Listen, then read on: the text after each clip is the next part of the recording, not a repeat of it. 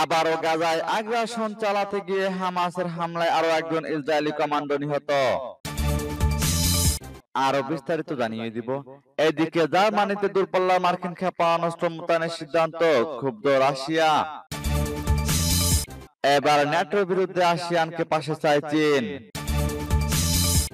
এদিকে গাজায় ইসরায়েলের যুদ্ধ অপরাধে বাইডেন জড়িত অভিযোগ এরদোগানের। আরো জানিয়ে দিব, এবার ইসরায়েলি হামলায় আরো 50 জন ফিলিস্তিনি নিহত। এদিকে ইউক্রেন যুদ্ধে অংশ নেওয়া ভারতীয়দের ফেরত পাঠাবে রাশিয়া। এবার যুদ্ধবিরতি হলে হিজবুল্লাহ ইসরায়েলে হামলা বন্ধ করবে বললেন হাসান নাসরুল্লাহ। এবং সর্বশেষে জানিয়ে দিব, এদিকে ইউক্রেনকে $43 বিলিয়ন সামরিক সহায়তা দেবে ন্যাটো। শুনছিলেন সংবাদ শিরোনাম, এখন বিস্তারিত। তবে তার আগে অনুরোধ থাকবে, এই ভিডিওতে একটি লাইক দিন এবং কমেন্টস করে জানিয়ে দিন আপনি কোন জেলা থেকে বা কোথায় থেকে আমাদের সাথে যুক্ত রয়েছেন। এবং সংবাদের সর্বশেষ গুরুত্বপূর্ণ আপডেট পেতে চ্যানেলটি সাবস্ক্রাইব করে আমাদের সঙ্গে থাকুন। আবারও গাজায় আগ্রাসন চালাতে গিয়ে হামাসের হামলায় আরো একজন ইসরায়েলি কমান্ডো নিহত। ফিলিস্তিনের গাজা উপত্যকার রাজধানী গাজা সিটিতে আগ্রাসন চালাতে গিয়ে ইহুদিবাদী ইসরায়েলের আরো একজন সেনা নিহত হয়েছে। নিহত সেনার নাম সার্জেন্ট ফার্স্ট ক্লাস তাল্লাহাত এবং তার বয়স 21 বছর। নিহত এই সেনা ইসরায়েলি সামরিক বাহিনীর ম্যাগলান কমান্ডো ইউনিটে কর্মরত ছিল এবং মঙ্গলবার বিকেলে গাজার স্নাইপারদের গুলিতে সে নিহত হয়।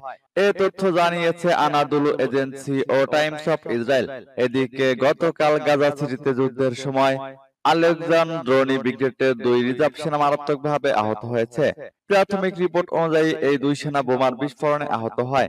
অন্যদিকে ইসরায়েলের অভ্যন্তরীণ গুপ্তচর সংস্থা সিনবেতের দক্ষিণ অঞ্চলীয় ইউনিটের প্রধান পদত্যাগ করেছেন। গত 7 অক্টোবর গাজা থেকে হামাস সহ ফিলিস্তিনি প্রতিরোধ যোদ্ধাদের ইসরায়েলের ভেতরে যে অভিযান চালিয়েছিল তা মোকাবেলায় ব্যর্থতার দায় নিয়ে সিনবেতের দক্ষিণ অঞ্চলীয় প্রধান পদত্যাগ করেন। ইসরায়েলের হিব্রু ভাষার গণমাধ্যম গতকাল এ খবর দিয়েছে। হামাসের অভিযান ঠেকাতে ব্যর্থতার জন্য সিনবেতের এই কর্মকর্তা ইসরায়েলিদের কাছে ক্ষমা প্রার্থনা করেছে। সূত্র পার্স টুডে। এদিকে জার্মানিতে দূরপাল্লার মার্কিন ক্ষেপণাস্ত্র মোতায়েনের সিদ্ধান্ত ক্ষুব্ধ রাশিয়া। জার্মানিতে 2026 সাল থেকে দূরপাল্লার মার্কিন ক্ষেপণাস্ত্র মোতায়েন করা হবে। বৃহস্পতিবার যুক্তরাষ্ট্রের রাজধানী ওয়াশিংটন ডিসিতে ন্যাটোর 3 দিন ব্যাপী 75তম শীর্ষ সম্মেলনের সেই দিন এই ঘোষণা দেওয়া হয়। গতকাল যুক্তরাষ্ট্র ও জার্মানি এক যৌথ বিবৃতিতে দূরপাল্লার ক্ষেপণাস্ত্র মোতায়েনের ঘোষণাটি দেয়। ঘোষণা অনুযায়ী জার্মানিতে পর্যায়ক্রমে টমাহক ক্রুজ ব্যালিস্টিক ক্ষেপণাস্ত্র বিধ্বংসী স্ট্যান্ডার্ড মিসাইল বা SM-6 ও হাইপারসনিক ক্ষেপণাস্ত্র মোতায়েন করা হবে। ইউরোপের বিভিন্ন দেশে বর্তমান যুক্তরাষ্ট্রের যেসব ক্ষেপণাস্ত্র আছে সেগুলোর চেয়ে এসবের পাল্লা অনেক বেশি। এ ধরনের ক্ষেপণাস্ত্র নিষিদ্ধ করে 1988 সালে যুক্তরাষ্ট্র ও তৎকালীন সোভিয়েত রাশিয়ার মধ্যে একটি চুক্তি হয়েছিল, কিন্তু 5 বছর আগে চুক্তিটি বাতিল হয়ে যায়। জার্মানিতে সর্বশেষ দূরপাল্লার মার্কিন ক্ষেপণাস্ত্র মোতায়েন করা হয়েছিল সিনাই যুদ্ধের সময়।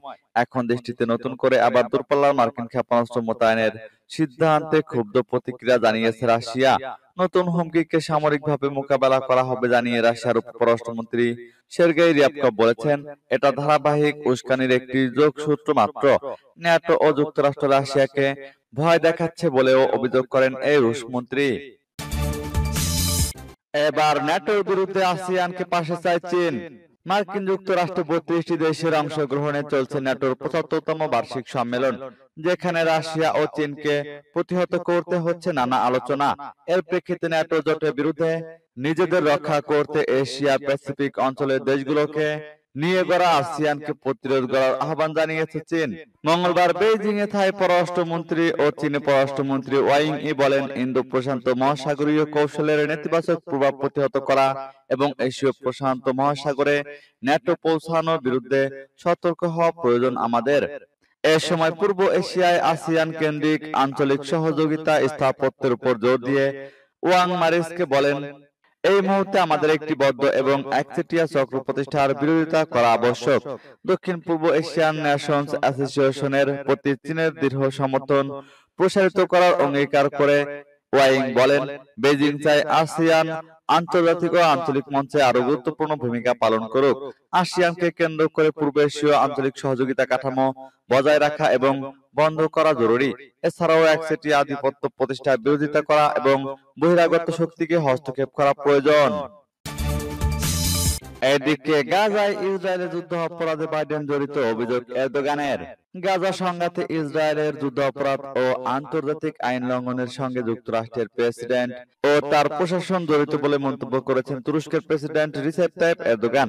একই সঙ্গে ইসরায়েলের বিরুদ্ধে নিষেধাজ্ঞার আহ্বান জানিয়েছেন তিনি। ওয়াশিংটনে ন্যাটো সম্মেলনে সাপ্তাহিক ম্যাগাজিন নিউজ উইকে দেওয়া এক সাক্ষাৎকারে তিনি এসব কথা বলেন। খবর রয়টার্সের। এরদোগান বলেন, গাজার বেসামরিক নাগরিকদের ইসরায়েলে নৃশংসভাবে হত্যা, হাসপাতাল, ত্রাণ সহায়তা কেন্দ্র এবং অন্যান্য স্থানে হামলা চালানো যুদ্ধ অপরাধের অন্তর্ভুক্ত। তুরস্কের প্রেসিডেন্ট বলেন, মার্কিন প্রশাসন যুদ্ধ অপরাধ এবং আন্তর্জাতিক আইন লঙ্ঘনের বিষয়টি উপেক্ষা করেছে এবং তারা ইসরায়েলকে সর্বাধিক সহায়তা অব্যাহত রেখেছে। সাক্ষাৎকারে এরদোগান বলেন, এই পরিস্থিতিতে আন্তর্জাতিক আইন লঙ্ঘনের জন্য ইসরায়েলের বিরুদ্ধে কে নিষেধাজ্ঞা আরোপ করবে এবং কি ধরনের নিষেধাজ্ঞা আরোপ করা হবে, এটাই এখন আসল প্রশ্ন এবং কেউ এর উত্তর দিচ্ছে না। শুরু থেকে ন্যাটো সদস্যভুক্ত তুরস্ক গাজায় ইসরায়েলের হামলার নিন্দা জানিয়েছে এবং ইসরায়েলের সঙ্গে বাণিজ্য বন্ধ করেছে। গত 7 অক্টোবর গাজায় ইসরায়েলের আগ্রাসন চালানোর পর থেকে হামাসের প্রতি সমর্থন অব্যাহত রেখেছে তারা। এছাড়া ইসরায়েলকে সমর্থন করার জন্য বারবার পশ্চিমা দেশগুলো সমালোচনা করেছে এবং আন্তর্জাতিক আদালতে ইসরায়েলের শাস্তির দাবি জানিয়েছে। আবারও ইসরায়েলি হামলায় আরো 50 জন ফিলিস্তিনি নিহত। ফিলিস্তিনের অবরুদ্ধ গাজা ভূখণ্ডে ইসরায়েলি হামলায় আরো অর্ধশত ফিলিস্তিনি নিহত হয়েছেন। এতে করে উপত্যকাটিতে নিহতের মোট সংখ্যা ছাড়িয়ে গেছে 38,300 জনে। এছাড়া গত বছরের অক্টোবর থেকে চলা এই হামলায় আহত হয়েছেন আরো 88,000-এর বেশি ফিলিস্তিনি। বৃহস্পতিবার এক প্রতিবেদনে এই তথ্য জানিয়েছে বার্তা সংস্থা আনাদোলু। প্রতিবেদনে বলা হয়েছে, গাজা উপত্যকায় ইসরায়েলের চলমান হামলায় আরো 50 জন ফিলিস্তিনি নিহত হয়েছেন।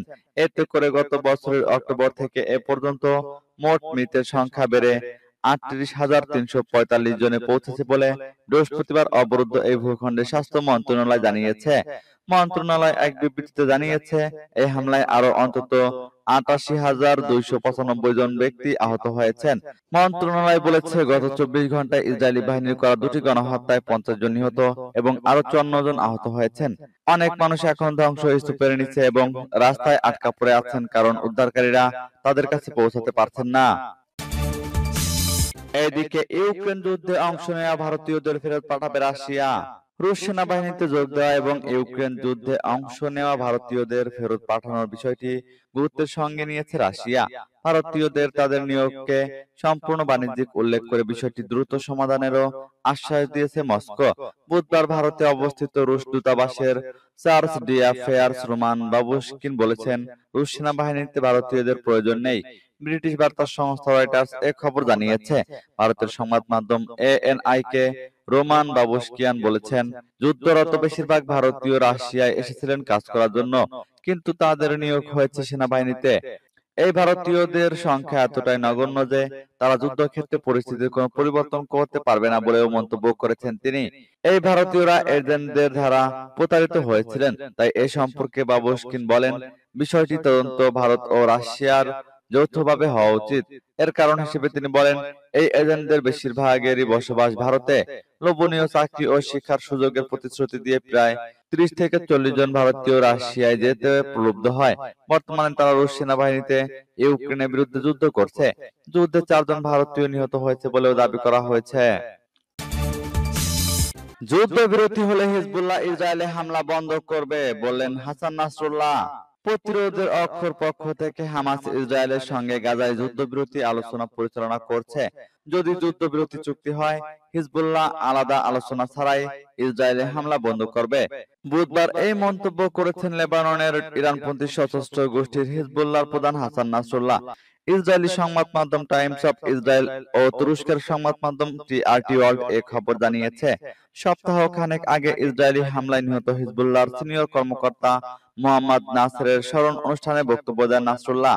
বক্তব্যে তিনি দাবি করেন, লেবানন সীমান্তে সংঘর্ষের ফলে গাজায় চলমান যুদ্ধে মনোযোগ হারিয়েছে ইসরায়েল। তিনি বলেছেন, উত্তরাঞ্চলীয় সীমান্ত পরিস্থিতি ইসরায়েলকে বুঝিয়ে দিয়েছে যে যদি তারা এই অবস্থা বন্ধ করতে চায় তবে তাদের গাজায় আগ্রাসন বন্ধ করতে হবে।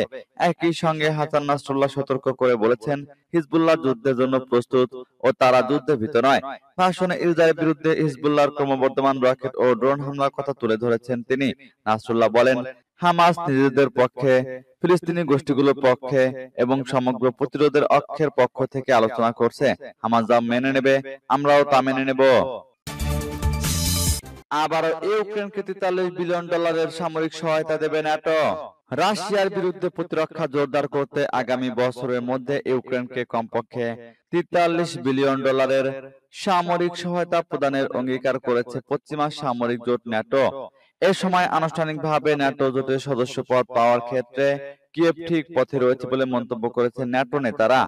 বুধবার ওয়াশিংটন ডিসিতে ন্যাটো শীর্ষ সম্মেলনে ইউক্রেন ও ইউরোপের নিরাপত্তা বাড়ানোর জন্য পৃথক এবং যৌথ পদক্ষেপের ঘোষণা দিয়েছে এ জোটের নেতারা। চূড়ান্ত ওই ঘোষণাপত্রে জোটের সদস্যরাও ইউক্রেন ও ইউরোপের নিরাপত্তা বাড়ানোর জন্য পৃথক এবং যৌথ পদক্ষেপের ঘোষণা দিয়েছে।